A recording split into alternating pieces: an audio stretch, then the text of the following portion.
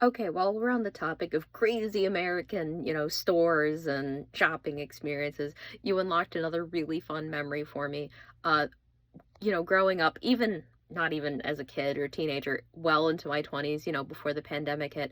I think I've told you before how my family, like Joe, my mom and I, we'd always drive down to Disney World in Florida, because my mom hates flying. We never really flew growing up. So we'd always drive back down to Disney in Florida and back home again.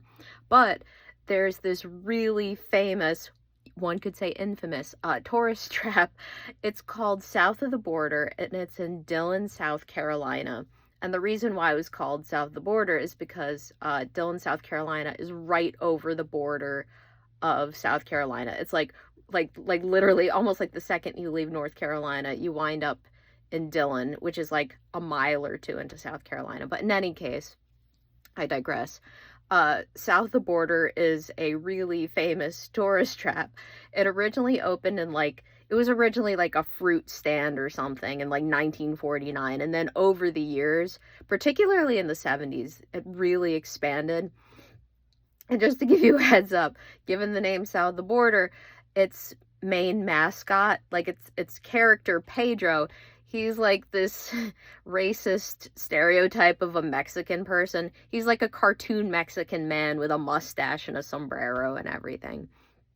So now that we've gotten that out of the way, South of the Border is like this themed, like almost like resort type complex. And by resort, I don't mean it's super nice like Universal Studios or Disney, but it's like a complex of all different themed shops. They have different restaurants. They even have like a motel. They even, swear to God, they even have a mini theme park. So growing up, whenever we drive down to Florida and then back home again, we would always stop either on either end of the trip. We'd always stop at South of the Border. And in particular, there was one restaurant we liked a lot.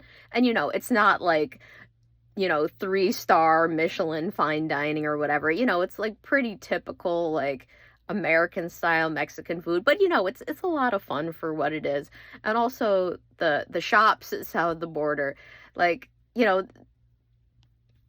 have a lot of like kitschy and tacky, souvenirs. So, it's fun just to poke around the shops and look at that. Oh, and also, I forgot to tell you the overall vibe of South of the Border, like when you go around the shops and the restaurants and everything, just poke around, have fun as a tourist, right?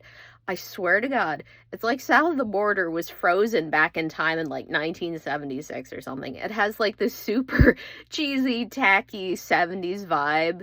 And like I said, a lot of the items they sell in the stores, they're like gag gifts. Like a lot of them have like sort of like the weird off-color 70s humor. So, once again, if you come to the US, gotta hit up South of the Border because you have to see this shit for yourself.